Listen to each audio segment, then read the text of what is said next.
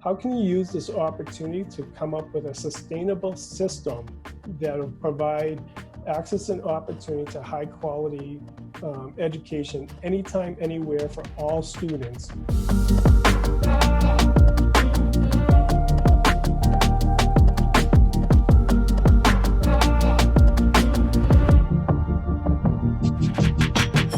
Hey everybody, thanks for tuning in to this edition of Future Ready's Leading Through Unprecedented Times.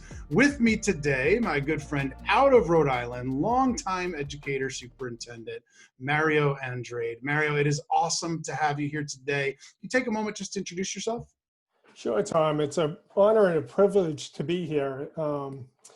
So I'm Mario Andrade, a longtime superintendent in Rhode Island, former building administrator, current thought partner with Future Ready and many other districts, really leading some of the work and partnering with districts around providing all students with personalized learning environments that promote deeper and authentic ecosystems.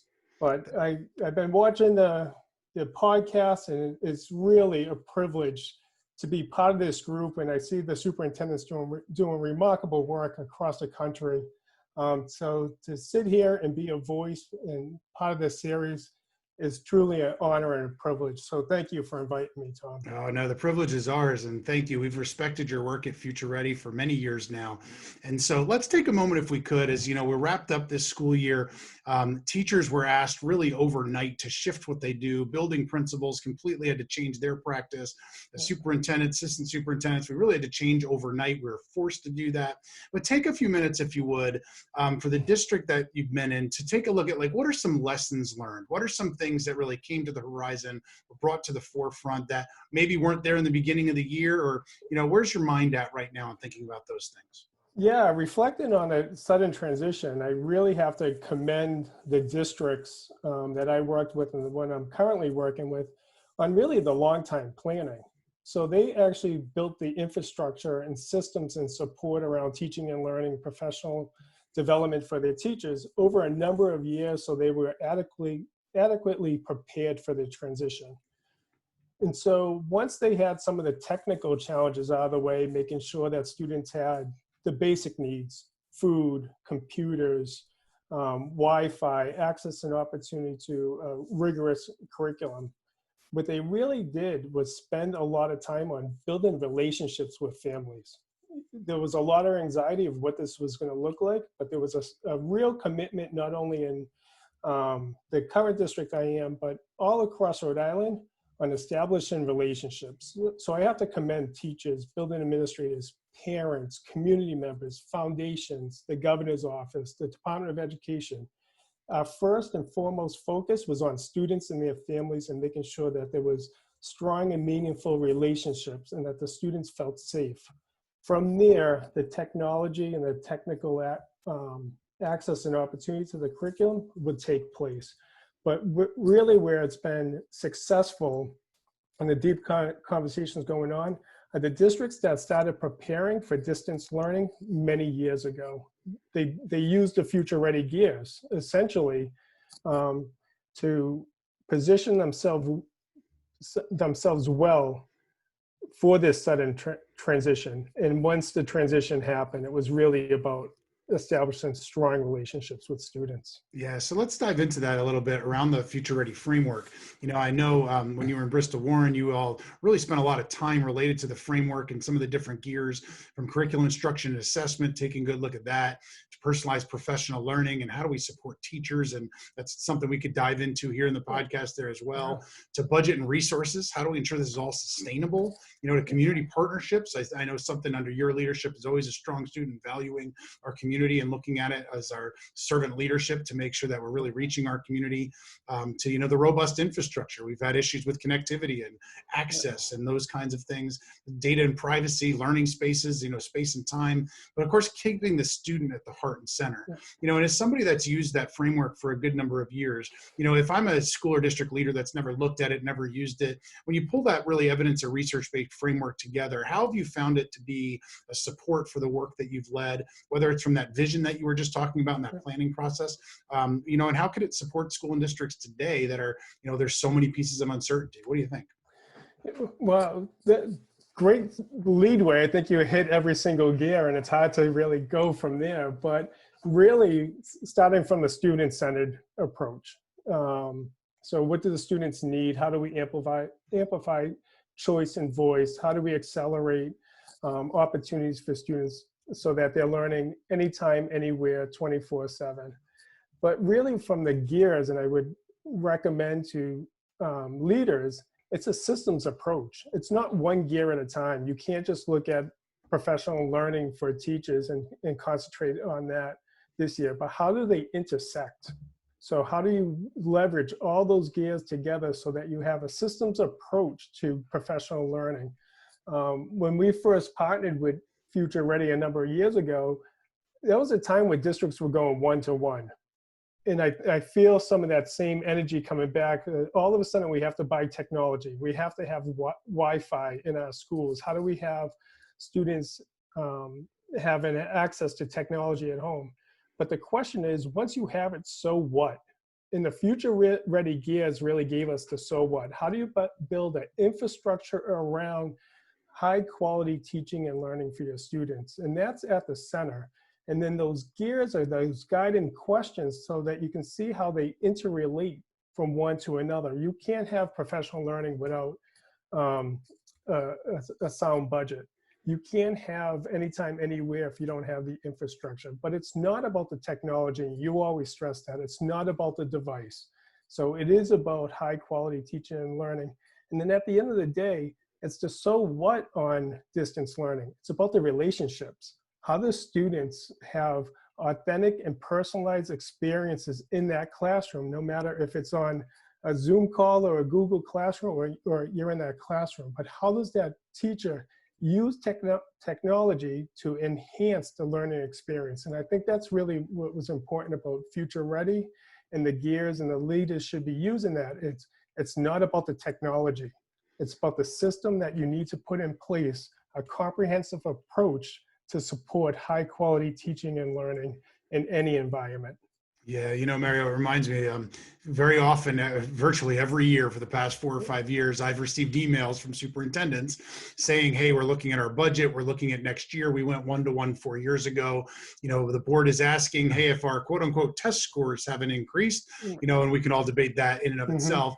But why are we going to refresh all these devices? Or, people asking, hey, we went 1-to-1. What's a survey or a tool to distinguish their effectiveness? And really what it's boiling down to is, how have we changed teaching and learning? Exactly. If we're looking at it as like we buy X amount, we're looking for X amount of a raise, and we can understand why boards and those that are investing the money want to see a quote unquote return. But as we look at like this return on not just investment, but return on instruction is really that ultimate key there. So you mentioned professional learning in terms of the gears. I know you're a huge advocate in supporting teachers, and this isn't something and all these shifts that we've seen lately. But talk to school and district leaders about really high quality professional learning, and how do we support teachers? We need to have those high expectations for them. We need to model the way, but what do we do to support teachers really, especially in this realm that we're living? Yeah, and I think in this realm that we're living with uncertainty, we come down to, what do we know as educators? We know teaching and learning. That's a guarantee. So no matter if we're going to be remote back in September, if we're going to be face-to-face, alternate schedules, at the end of the day, we need to concentrate on teaching and learning. What are the non-negotiable power standards that every third grader, sixth grader, 11th grader need to know? And so how do we use a PLC, a professional learning community kind of framework on those essential questions? What do we want all students to know and be able to do? How are we going to measure it? What are we going to do when students don't meet those standards? And what are we going to do when students do meet it? And I think if we can frame our professional development around there and take it one step further and really be geared towards professional learning on, do all students have clear learning targets? And then going further in the instructional strategies, and this is where I think it's really going to be important with the professional learning. Do we have models of strong and weak work in face-to-face environments and in asynchronous environments? So do we know what high quality assessments look like and high quality student work look like? and how do we give feedback to students so that they know that they actually met the standard or the proficiency, and that the students own the learning target. And then the last one, we have to create those safe environments for students and teachers alike. So your professional learning needs to be geared around those 4 essential questions of PLCs, around instructional strategies that can work in the class and then outside of the classroom. And again, give students hope, inspiration on how do they know that their work is good enough. And those are 7, 8 powerful points that you can gear your professional learning around that goes into instructional leadership that I think is so needed at this point. But teachers can grasp that. They're not worried about how many buses we have on the road, how many kids are going to be in my classroom, but they know they're learning. They know their standards. They know how to teach. And the other aspect of it is, how do we move forward on building a solid foundation of what are the building blocks to high quality remote learning? So I think there's a focus that we can be moving in that direction. One great thing that's happening in Rhode Island is that the Department of Education and the governor's office just put out a draft calendar for next year. So it's going to be a statewide calendar. Within that calendar is 10 professional development days. So now as educators and administrators, we always ask for more time. Now that we have more time, what's the so what? What are we going to do with that time? So I think it's really important now as instructional leaders, whether you're the superintendent, a classroom teacher, a building administrator, now that we have time, what does professional learning look like? And then how do you differentiate that for teachers? Some teachers may be at the early stages of distance learning and other teachers may be at further stages. So how do we differentiate the learning for our educators, our building administrators, our superintendents as well? But I think there needs to be a framework clearly around what is instructional leadership and instructional strategies. Yeah, so well said. And, it's interesting hearing about Rhode Island and, there's in the podcast, it seems like almost everybody's from a different state. And so they've got different stories and different ways of doing it. But on the other hand, it's really going to be up to school and district leaders to model the type of practices on those days. If it's just more sit and get lecture based, listen to this and turn around and asking teachers to do the opposite of that, we've got a problem, right? And so exactly. We now have more time to really model the type of practices to teachers that we're looking for. And I think as school and district leaders, it's our obligation. I know on school and district leaders, it's our obligation to really model those kinds of practices that we're looking for. Let me ask you about a couple more things real quick. One is, I know you're a staunch advocate around equity when it comes to just making sure all means all and making sure our traditionally marginalized groups, or whether it's financial, whether it's students with disabilities, whether it's related to race, how do we make sure that those students remain front and center in all of our decision making? Yeah, so I heard a quote, and it was on a podcast, and I'll steal it from Lakota Schools. So right now, with COVID-19 and everything else going on in the country, is that there's an unintended catalyst going on. And this is the time that we should be addressing equity issues now more than ever. But now we're able to ask the questions that we avoided, that we were too afraid to ask in the past, and looking at the equity issues that we need to be reflective. So once we pass the technical challenges and making sure that all students have the basic needs and they're being well fed, well sheltered, and they're healthy, we need as leaders to start looking at removing the barriers that we created, whether it's through our own policies and protocols that we put in place that actually divided our schools. We need to start addressing them and then removing those policies from our school boards.